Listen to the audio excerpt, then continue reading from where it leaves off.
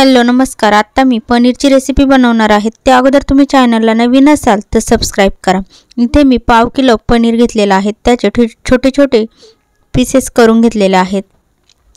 तर इथे मी 2 मीडियम साइजच्या टोमॅटोची प्युरी बनवून घेतलेली आहे आणि यानंतर इथे मी एक मोठा कांदा चिरून घेतलेला आहे ओबडधोबड आणि त्याला मी तळून घेतलेला आहे तेलामध्ये।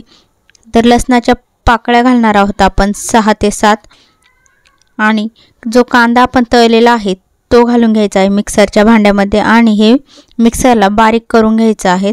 तर ते मिक्सरला मी बारीक करून घेतलं आहे। तर इथे आता आपण रेसिपी करण्यासाठी घेणार आहोत। तर गॅसवरती मी कढई ठेवून घेतलेली आहे। या कढईमध्ये आपण पनीर फ्राय करून घेणार आहोत। पनीर फ्राय केल्याने आपली जी भाजीची टेस्ट आहे ती खाण्यासाठी खूप छान अशी लागते। तर इथे मी तेल घालून घेतलं आहे। आपले जे पनीरचे पीसेस केलेले आहेत ते त्यामध्ये घालून घेते आणि यांना तेलामध्ये फ्राय करून घ्यायचं आहे। तर मस्त असं पनीरला आपण तेलामध्ये फ्राय करून घेऊया। तर फुल गॅसवरती मध्ये मध्ये पनीरला हलवून घ्यायचं आहे आणि छान असं आपलं पनीर फ्राय झालेलं आहे। तर ते मी एका प्लेटमध्ये काढून घेणार आहे। तर बघू शकता आपल्या पनीरचा कलर थोडासा चेंज झालेला आहे।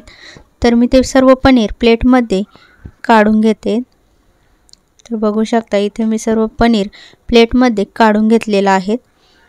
तर या पद्धतीने तर याच कढईमध्ये मी अजून तेल घालून घेणार आहे थोडंसं। तर यातच आपण रेसिपी बनवणार आहोत उरलेल्या तेलामध्ये। तर अजून थोडंसं नॉर्मल तेल घालून घेते आवडीप्रमाणे, तुमच्या आवडीप्रमाणे तुम्ही घालू शकता। तर इथे मी मसाले घेतलेले आहेत। 2 चमचे कांदा लसूण मसाला घेतलेला आहे, 2 चमचे पनीर मसाला, 1 चमचा लाल तिखट कलरसाठी, अर्धा चमचा हळदी आणि जिरा पूड आणि धना पूड मिक्स करून घेतला आहे। तर ते घालून घ्यायचं आहे सर्व।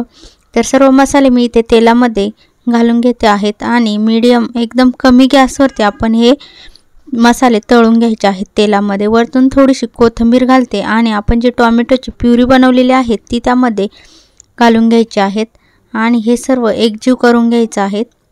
तर बघू शकता आपले जे मसाले आणि टोमॅटोची प्युरी दिसायला खूप छान अशी दिसते आहे। तर इथे मी अद्रक लसूणची पेस्ट घालून घेतलेली आहे। तर बघू शकता मी ते 1 चमचा अद्रक लसूणची पेस्ट घातली आणि आपला जो कांदा आणि लसूण आपण मिक्सरला फिरवून घेतलेला होता बारीक केलेला तो तिथे मी घालून घेते आणि ते सुद्धा एकजीव करून घ्यायचं आहे। तर मिक्स करून झाल्यानंतर याला 3 ते 4 मिनिटं आपण फुल गॅसवरती परतवून घेणार आहोत, म्हणजे आपला जो टोमॅटो आणि कांदा आहे त्यातील जो राहिलेला कच्चेपणा आहे तो निघून जाईल। यानंतर मी इथे थोडेसे मटार घालणार आहेत। तर तुमच्या आवडीप्रमाणे कमी जास्त मटार तुम्ही इथे घालू शकता। तर मी इथे मटार घालून घेतलेले आहेत आणि ते सुद्धा मिक्स करून घेतलेत। अजून थोडीशी वरतून कोथिंबीर घालते। जेवढी तुम्ही कोथिंबीर जास्त घालाल तेवढी भाजीला छान अशी टेस्ट येते। तर इथे मी झाकण ठेवून दिलेले आहेत 4 ते 5 मिनिटं, म्हणजे आपली जी ग्रेव्ही आहे ती छान अशी मस्त होईल। तर इथे आपली जी ग्रेव्ही आहे ती छान अशी तयार झालेली आहे।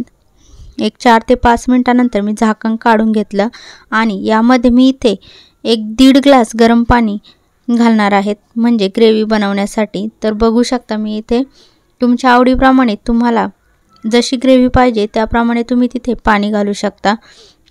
तर इथे मी पाणी घालून घेतलेलं आहे 1 ते 1.5 ग्लास आणि यानंतर आपण यामध्ये चवीनुसार मीठ घालणार आहोत। चवीनुसार मीठ घालून घेतलंय आणि आपण नॉर्मल थोडीशी 1 चमचाभर साखर मी इथे घालून घेते, म्हणजे आपली जी भाजी आहे पनीरची तिची टेस्ट खाण्यासाठी छान अशी लागेल। तर इथे मी थोडीशी साखर घातलेली आहे आणि आपलं जे फ्राय केलेलं पनीर आहे उकळी आल्यानंतर ग्रेव्हीला आपण ते पनीर त्यामध्ये घालून घ्यायचं आहे। तर बघू शकता इथे मी सर्व पनीर त्यामध्ये ग्रेव्हीमध्ये घालून घेतलेलं आहे।